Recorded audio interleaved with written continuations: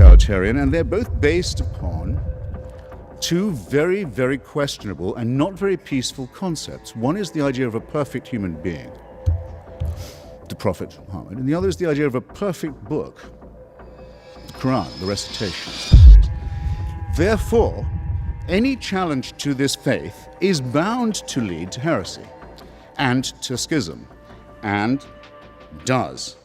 And just as all forms of absolutism and totalitarianism, leader worship and revealed truth, unalterable text, always do, because they can break, perhaps, but they cannot bend. And thus the latent potential of violence between them, among them, as well as within them, is very great. In which he ponders one very important question, the only one I've got time for now. What happened to the word Christendom? Remember, there used to be such a term. It used to extend across the world, and the hope is that it would extend even further. And it was unironically used to mean those areas of human civilization, and areas yet to be civilized, of course, where the word of Jesus Christ reigned or would reign. And it's all gone. The word is never used except historically or sarcastically now. And McCulloch doesn't say it ended because of the Crusades, though he could. It didn't. Crusades didn't kill it. Not because of slavery, mandated by Christianity. That didn't kill it either. Nor the mass murder of colonial subjects in the yet-to-be Christianized world. That wasn't sufficient. It didn't really end, he said, till 1914, when all the Christian empires of the world, Austria-Hungary, Germany, France, Britain, France is a slight exception to this, but only a slight one, and Russia, all of them commanded by Christian emperors and calling upon their subjects as Christians, went to war with each other and very nearly destroyed the whole human civilization, and certainly reduced it to a point where we can't guess where we might be if it hadn't been for this extraordinary outbreak of barbarism. And out of that came the terrors of fascism and of Stalinism, of which it was the seedbed as well. I mention this partly because I want to maintain that there's no such thing as a religion of peace by definition. And second, to point out, and that its best historian has to admit something that if I was a Christian would make me humiliated.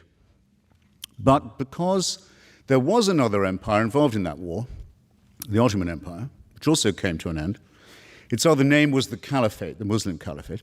It went to war on the side of German and Austrian imperialism and Hungarian imperialism, and it lost not just the war, having proclaimed a worldwide jihad against Christianity, except for German and Austrian and Hungarian Christianity, which were its allies. And it didn't just lose the war, but by 1924 had been dissolved by the Turkish leadership, by Ataturk. It lost the Caliphate. And that's the only one that still has supporters. The other Christian and religious empires have all gone.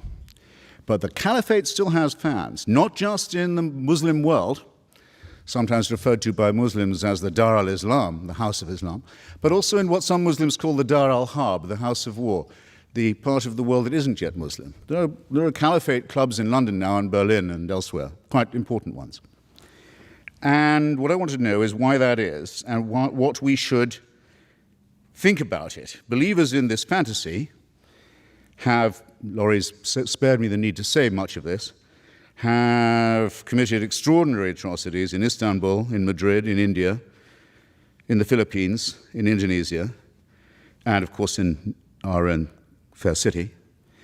And the pretexts for it vary. They can be, the excuse for the mass murder can be that Australia has helped East Timor become independent from Indonesia.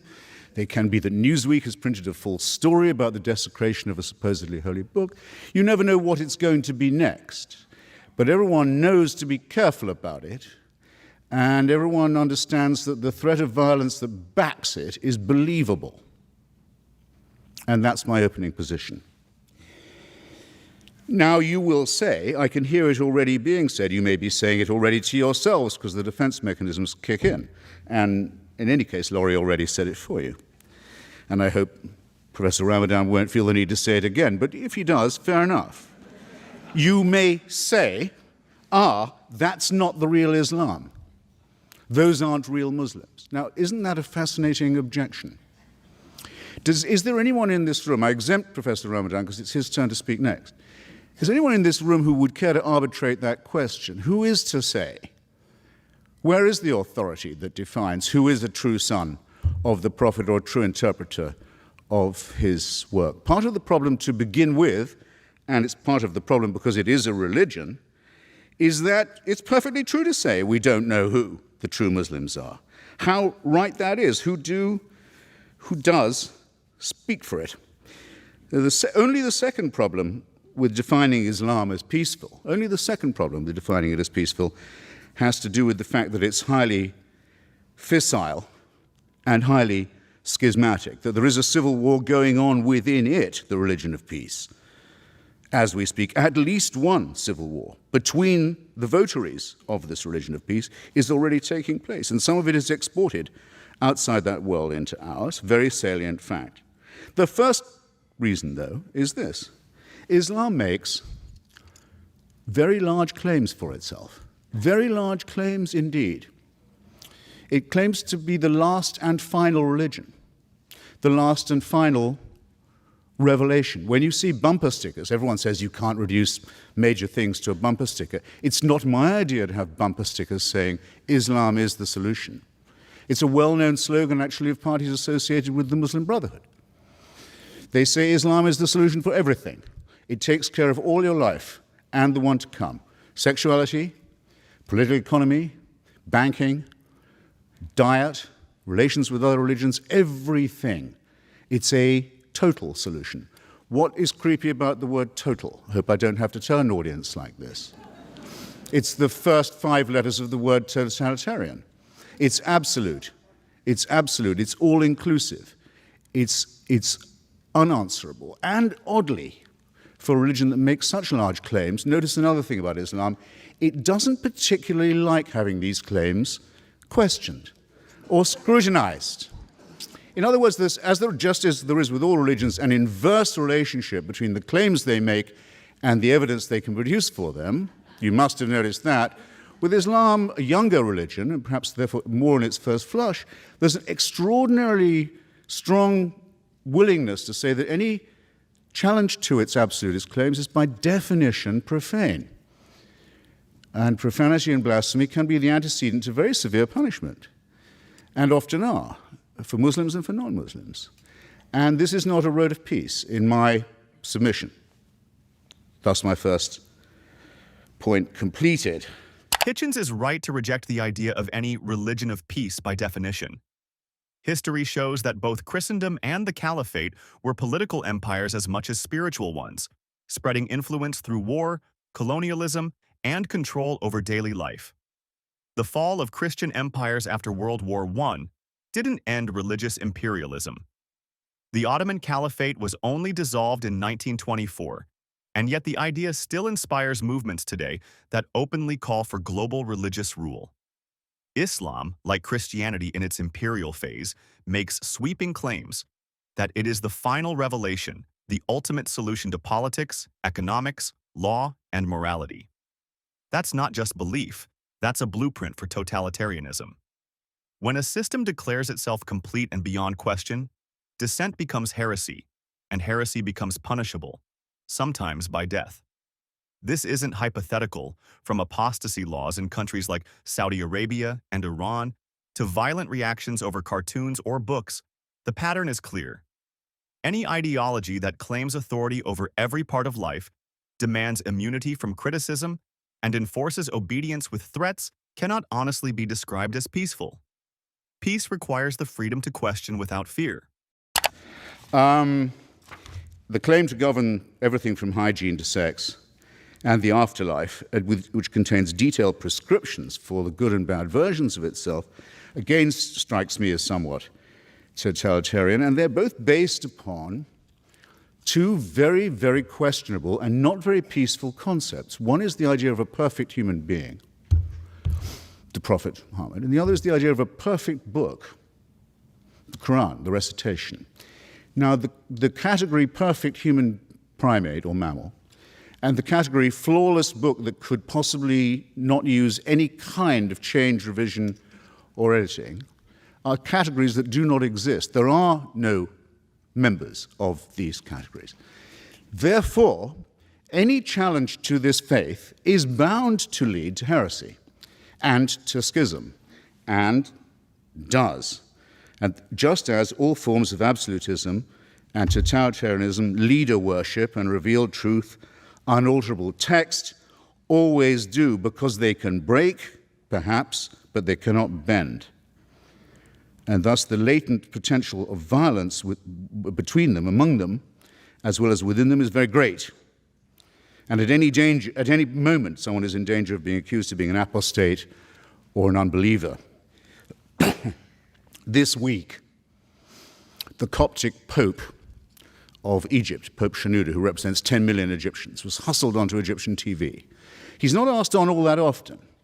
I don't think he was even asked on this time. I think he was told he'd better come on.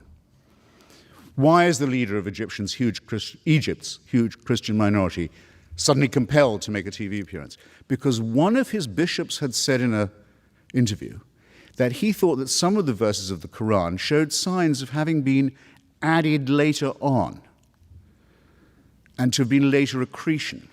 And Pope Shenouda was forced onto the television to say, it's not that that didn't happen, it's it couldn't have happened. It shouldn't even be discussed. So that it has to be claimed even by non-Muslim subjects of a Muslim state that there is, after all, because no Christian claims this about the Bible anymore, no Jew claims it about the Pentateuch. After all, yes, there is just one book that's completely word and letter perfect from the first time it was not even written down, but recited. Now, demands that you believe the impossible do not lead to peaceful outcomes. Nor do they lead to peaceful or tolerant regimes. And I'm not going to ask you which Muslim country you would like to live in. I don't know whether Professor Ramana will tell us which one he would pick if he had to, because I don't have to ask you a question like that, because it's already in your mind. Can you wind up now? Yes, I can. I can, yes, and will. Shall, in fact. Sexual repression doesn't lead to peace. The idea that women are inferior to men is a profound cause of unease, let's say the least of it. All religions make some form of this claim. Islam seems to make it less apologetically than most. Claims that the world will come to an end in an apocalyptic form, which will lead to the victory of one religion or another, are not peaceful either. It's possible, perhaps, I haven't exhausted all my remarks, that the endless teaching of battle stories to children and the stories of lethal feuds from 7th century Arabia don't lead to peace, or the forcing of children to memorize and retell such stories by rote doesn't lead to peace either. It's arguable that peace isn't attainable at all. It may be arguable in some forms that, and sometimes in places that religion isn't even desirable. But it will not come by the fanatical adoption of a man-made text and a man-made supreme leader. Nothing but war and tyranny has ever come from the adoption of formulae like these. The only way to moral and intellectual satisfaction, even temporary, perhaps only temporary, but of any kind at all, comes to those who are willing to take the great risk of thinking for themselves at all hazards and trying to share the benefits of that tolerance and that open-mindedness with others. And with that, for now, I'll rest my case. Thank you very much. Hitchens is right. The idea of a flawless human and a flawless book has no precedent in reality. No person is morally perfect. Even Muhammad's own biography in Islamic sources records acts like ordering assassinations of critics and waging wars of expansion. No text is beyond revision. The Quran itself wasn't compiled until decades after Muhammad's death, and early manuscripts like the Sana'a palimpsest show textual variations. Yet Islamic orthodoxy treats questioning this as a crime, punishable by prison or death in countries from Pakistan to Iran. This isn't just history. In 2023, a man in Nigeria was sentenced to death for a WhatsApp message deemed blasphemous. And in Saudi Arabia, women have been jailed for tweeting criticism of religious policy. The belief that women are inherently inferior is codified in laws on inheritance, Quran 4:11, Testimony 2:282, and dress, fostering systemic inequality. Teaching children violent tales of 7th century battles as moral lessons ensures cycles of sectarian hatred, just as Bible-based justifications for slavery and holy war once did in Christianity. When I got the question, of course, as a Muslim and as a believer, but as someone who is coming from within the realm of religions, it was quite clear that to put it that way was not the right question to ask. Is Islam a religion of peace, or is Christianity, or is Judaism, or is Buddhism a religion or a spirituality of peace? Doesn't mean anything for me. It's not the right question. It's not the accurate question. Not because I think that there is a good Islam and the right Islam, and there are people who are acting in the name of Islam who are not representing what Islam is. This is not my point. I never said that, by the way. But the point for me is really to try to deal with a phenomenon, with religion from within, and to try to understand the dynamics and to understand the trends and to understand the diversity. So just to essentialize one religion by saying it's all about war, it's all about peace, and even, said by George W. Bush, doesn't mean anything for me. So this is one point which is important. But religions, and all the religions, and Islam among all the other religions, are dealing with human beings. And if you deal with human beings, you deal with violence and you deal with peace. You deal with violence. Because human beings, by definition, have to do with violence. They have to deal with aggressivity, with wars. And to expect from a religion not to tackle the issue is just to dream of something which is not going to happen. All the spirituality, go for Buddhism or go for the Bhagavad Gita, you deal with violence. So this is it. Now, what is the answer coming from religions and from trends when it comes to violence and to peace? This is the right question for me. Do we have something which is coming and helping us to go towards peace? This is, for me, the right question. So now, once again, when I have people speaking from outside, and it's especially the case these days when it comes to Islam, is we speak about Islam and we speak about, something which is a religion that is perceived through one window or through one interpretation, and we very often take what is visible through the media. But Islam is as complex as Christianity and Judaism and Buddhism and Hinduism. It's a diversity of interpretations. Yes, you are right. The Quran is for the Muslims the very word of God. But many interpretations and many ways of dealing with the books. The problem is not the book, the problem is the reader. Is the way, no, we have only 10 minutes. So, this is why when, for example, you take a text, and you can do this with the Bible, with the Torah, the Gospels, it's always the same. Tell me the way you read, I will know what is in your mind, but not for sure what is in the text. And this is something which is the starting point of a serious discussion in theology. Because I don't like all these intellectuals and philosophers and even journalists. They are very keen on understanding the complexity of philosophies and the simplicity of religions. That's not right. And the one to blame sometimes are the religious people themselves, because the way they present their religion is something which is all of dream and hopes and not dealing with the reality, which is a complex reality.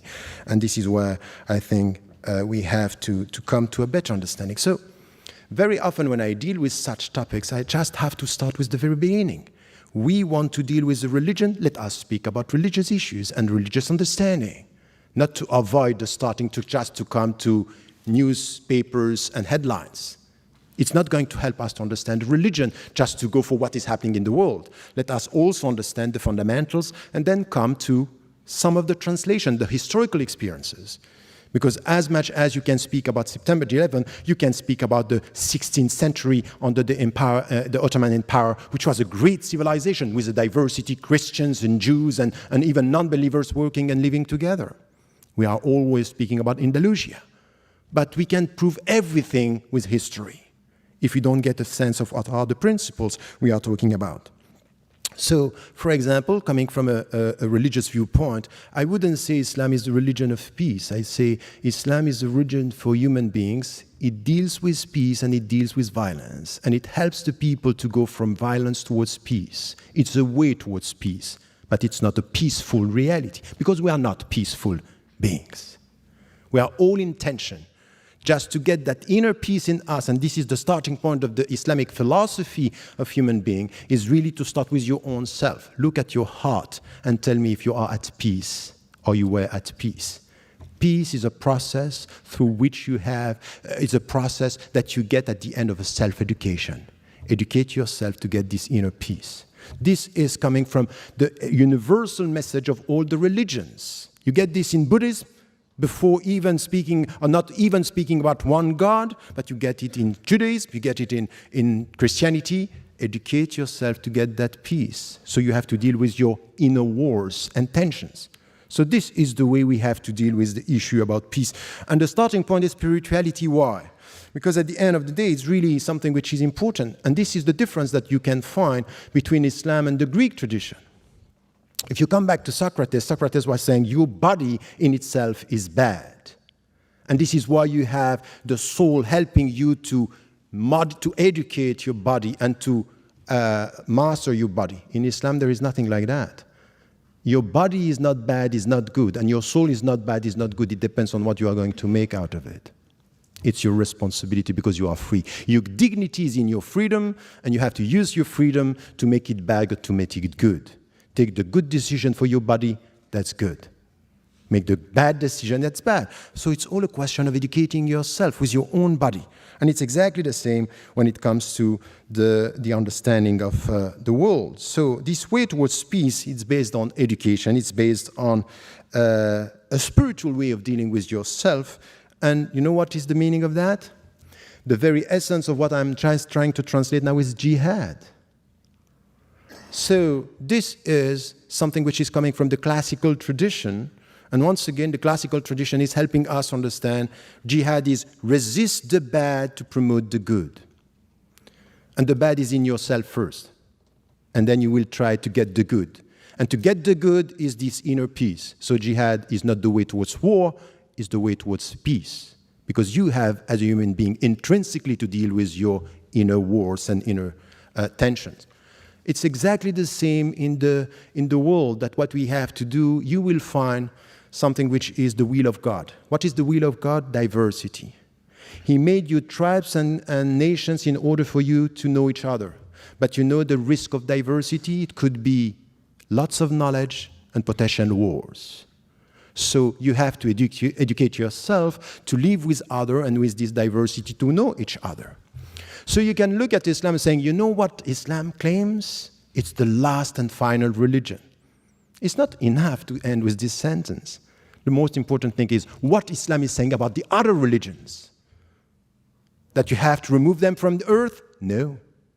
He made you tribes and nations in order for you to know each other. So respect the Christians, respect the Jews, respect the people who were before you. So it's a call towards respect that you find also in the texts. So yes, you will have Muslims. They will take one dimension and interpret this as it is the final religion, we are not going to deal with all the others. But you cannot deny the fact that through history, Muslims, in many situations, in many historical situations, were dealing with this diversity, and we learned from the Middle Ages, and we learned from the Ottoman Empire that Muslims are able to deal with diversity and take from the Jewish tradition. Maimonides was speaking Arabic better than me. He was a Jew, and he was an intellectual, and he was a theologian, and he was dealing with respectful people. So all these Muslims were wrong Muslims because they didn't understand that the final religion should not listen to the first monotheistic tradition? That's not true. You cannot reduce this in such a way. It's too simplistic to represent what a religion is and what a history and a historical experience is. So this is, for me, something which has to do with the diversity that we have, that it's rooted in the Islamic tradition as well, in the classical tradition that we find it. So when you deal with diversity, know that you need to promote, and it's out of your personal education, mutual knowledge, to get respect. But you also have to deal sometimes with oppressors and people who are going to try to take over, and you have to resist. And this resistance, in order to reform the world for the better, is the very meaning of jihad. Now, once again, I will never deny the fact that some Muslims, some theologians, in history and now, are using some of the verses in a way which is, for me, unacceptable. And I go even further than that. Just after September 11, when I was invited by Time, I came here and I was asked about this. I said, you know what, it's not only not good and not Islamic, it's anti-Islamic what they are doing. It's against my religion. It's against the principles. So I'm not saying this is the good religion and this is bad. I acknowledge the fact that they are interpreting the text in a way. But what I'm saying from where I am, from within my tradition, is this is anti-Islamic. This is not the right way to deal with the text. So you cannot reduce this into something which is, oh, the only right Muslims are the Muslims who are acting the way I believe Islam is, meaning bad. Ramadan argues that no religion should be labeled entirely peaceful or violent, but this sidesteps the real issue. When a religion claims divine authority and demands obedience to its texts, it inevitably shapes laws, punishments, and moral codes. And those codes often violate universal human rights. In Islam, the Quran prescribes corporal punishments like flogging for fornication, 24.2, death for apostasy, Hadith, Sahih al-Bukhari, 9.84.57, and subjugation of non-Muslims under jizya tax, 929. Christianity's Bible carries its own moral failures, endorsing slavery, Ephesians 6:5, genocide, 1 Samuel 15:3, and eternal punishment for disbelief, Mark 16 mani 16 nimidam. Ramadan's appeal to diversity ignores that Islamic empires, including the Ottomans, imposed second-class dhimmi status on Jews and Christians, restricting property rights, dress, and worship. The coexistence he praises existed only under Islamic supremacy, not genuine equality. Likewise, Christian Europe's so-called tolerance during the Middle Ages still burned heretics and expelled Jews. The problem isn't misinterpretation. It's that the foundational texts contain both peaceful and violent commands, giving extremists theological ammunition. Hitchens' point stands. A perfect leader and an unalterable book create systems that can't reform without breaking. True peace isn't built by filtering ancient laws through modern PR. It's built when ideas, sacred or not, can be questioned without fear. What do you think? Can a religion whose holy texts endorse violence ever truly be a foundation for peace? Let me know in the comments, and don't forget to like and subscribe.